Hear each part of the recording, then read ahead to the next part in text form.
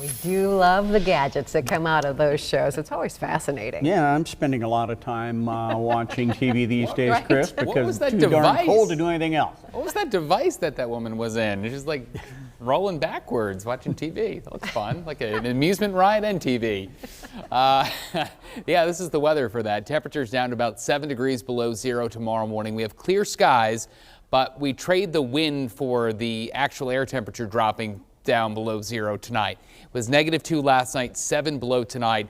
Again, that's because we have less wind than the last couple of nights. Live look outside, the temperature's 3 degrees. A northwest wind at 17 drops the wind chill all the way down to 17 below. The air temperature's already below zero to the north. Algona at 4 below, Spencer at 1 below, and 1 from Carroll to Fort Dodge. It's coming. It's heading south as those air temperatures continue to drop. The wind will as well, but for now we're holding on to wind chills that are well into the double digits below zero, in some cases approaching 30 degrees below zero.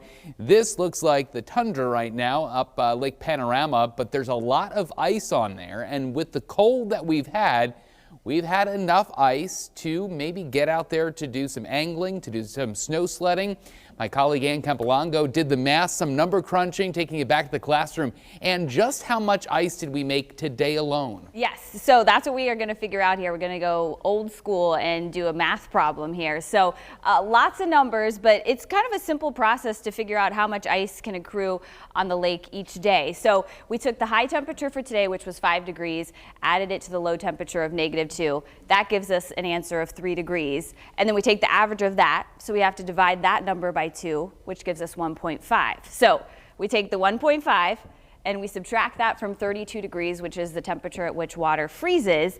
And that gives us our answer of what we call freezing degree days. So for today's date, with all of our calculations, we get approximately 30 freezing degree days, and that equals 2 inches of ice. So the equation, I guess you could say, for what it's equal to ice each day, it's 1 inch of ice for every 15 freezing degree days in one 24-hour period. So hopefully that makes sense. We probably got about 2 inches of ice out on the lake, at least new inches of ice. But if we take a look here at how thick ice is, keep in mind if it's 2 inches or less, you don't want to be on it. Up to 4 inches is safe enough for ice fishing. And then as we get deeper and deeper in here to about 1 foot of ice on the lake, that's when you can finally take a car or maybe even a small truck out onto the lake. So we looked up also some local ice thicknesses here for some lakes around the region. Most of them anywhere between about 5 to 10 inches of ice on the lake. So you can always find those lake thicknesses or ice thicknesses up on the DNR's website. Chris? It's getting there.